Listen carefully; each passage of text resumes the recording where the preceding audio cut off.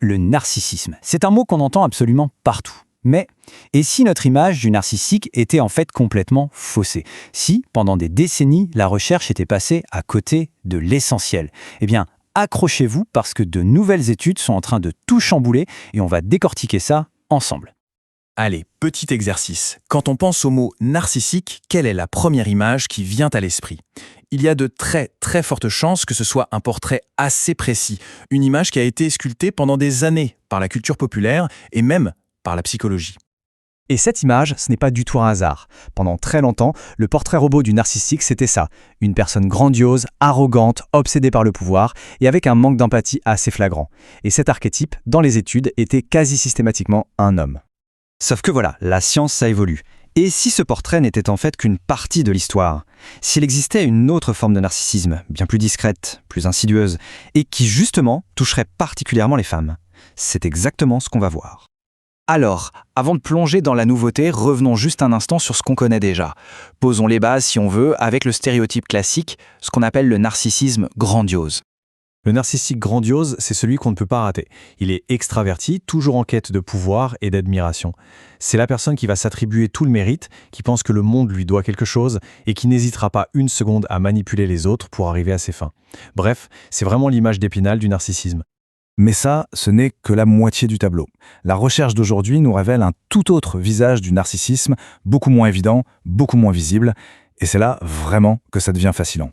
Regardons un peu cette comparaison. D'un côté, le grandiose, autoritaire, exhibitionniste, exploiteur, et de l'autre, le vulnérable, qui a l'air d'être son opposé total, inhibé, rongé par un sentiment d'inadéquation, toujours sur le qui-vive et paralysé par la honte. On a l'impression de voir deux personnalités radicalement différentes, mais qui partagent pourtant un même noyau, une obsession de soi et un rapport très conflictuel aux autres. Et cette distinction, elle est absolument cruciale, parce qu'elle est genrée.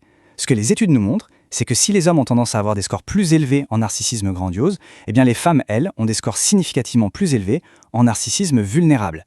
C'est une pièce maîtresse du puzzle pour comprendre la suite. D'accord, mais alors comment expliquer ces différences? D'où est-ce que ça vient? La piste la plus sérieuse semble nous ramener tout droit en enfance. Apparemment, les interactions avec nos parents forgent des chemins très très différents pour les garçons et les filles. Du côté des hommes, un schéma assez clair se dessine. Le souvenir d'un père surprotecteur, parfois même contrôlant, semble créer un terrain fertile pour le développement du narcissisme grandiose plus tard. Pour les femmes, le chemin est tout autre et assez poignant en fait. Ici, ce n'est pas un excès de quelque chose qui est en jeu, mais un manque.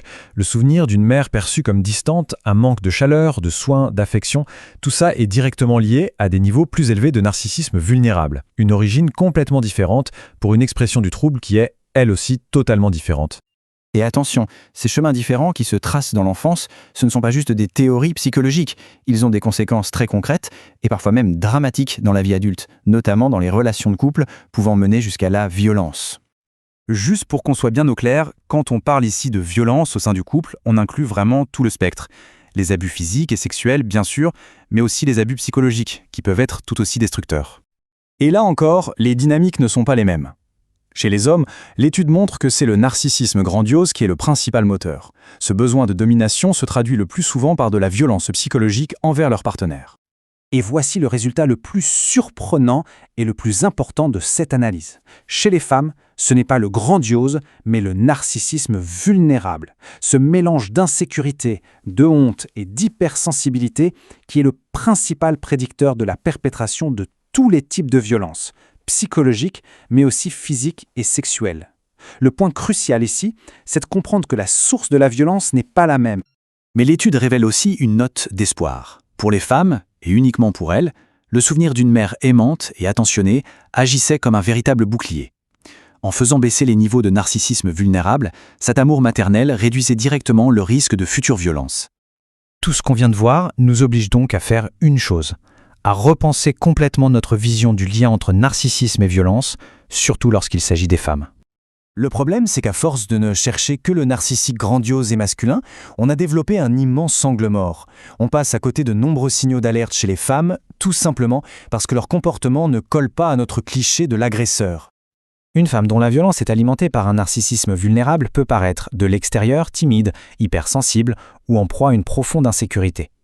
Ces traits sont à l'exact opposé du stéréotype de l'agresseur autoritaire et dominant. Et c'est précisément pour ça que leur potentiel de violence est si souvent sous-estimé ou tout simplement invisible. L'importance de ce type de recherche est donc énorme. D'abord, ça nous donne des clés pour mieux identifier les personnes à risque, qu'elles soient hommes ou femmes. Ensuite, ça ouvre la voie à des thérapies beaucoup plus adaptées et inclusives. Et enfin, et c'est peut-être le plus important, ça nous force à déconstruire nos propres préjugés sur qui peut être violent et pourquoi. Donc en résumé, s'il y a une seule chose à retenir de tout ça, c'est la suivante. Le narcissisme n'est pas un bloc monolithique. Il a plusieurs visages, plusieurs origines qui plongent dans l'enfance, et ses conséquences, notamment la violence, sont profondément différentes selon qu'on est un homme ou une femme. Ça nous laisse avec une question assez vertigineuse. Si on continue à ne chercher que le narcissique le plus bruyant, le plus flamboyant, celui qui correspond parfaitement aux stéréotypes, à côté de qui est-ce qu'on passe? Combien de souffrances est-ce qu'on ignore? Et qui sont ces personnes, souvent des femmes, dont la détresse et le potentiel de violence restent totalement invisibles, cachés derrière un masque de vulnérabilité?